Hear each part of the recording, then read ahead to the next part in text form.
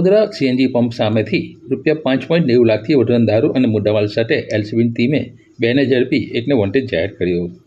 સુરત જિલ્લા local crime બ્રાન્ચના માણસો કડોદરા પોલીસ મથક વિસ્તારમાં પેટ્રોલિંગમાં હતા। દરમિયાન હેડ કોન્સ્ટેબલ કાર્તિક ગીરી ચેતનગીરી અને પોલીસ કોન્સ્ટેબલ અલ્તાભાઈ ગફુરભાઈને સંયુક્ત બાતમી મળી હતી કે કામરેજના નલસર ગામે રહેતો હિરેન કોઠિયા અને તેનો સાગરીત ચિરાગ સાથે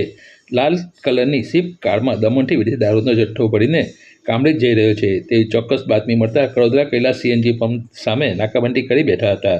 દરમિયાન બાતમીવાળી સ્વિફ્ટ કાર નંબર GJ08DG 8819 આવતા તેને અટકાવી તપાસ કરતા તેમાંથી વિદેશી દારૂની બોટલો નંગ 624 જેની કિંમત ₹84,000, સ્વિફ્ટ 4 વ્હીલ કારની કિંમત ₹5 લાખ, મોબાઈલ નંગ 3 અંગ જપ્તીમાંથી મળેલ રોકડા રૂપિયા મળી કુલ ₹5,90,350ના દારૂ અને મુદ્દામાલ સાથે સ્થળ ઉપરથી કાર ચાલક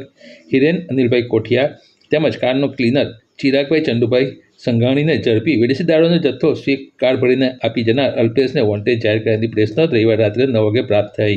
જેની આગળની તપાસ પલસાણા પોલીસ મથકના પીઆઈ VL ગાગિયાએ હાથ ધરી છે।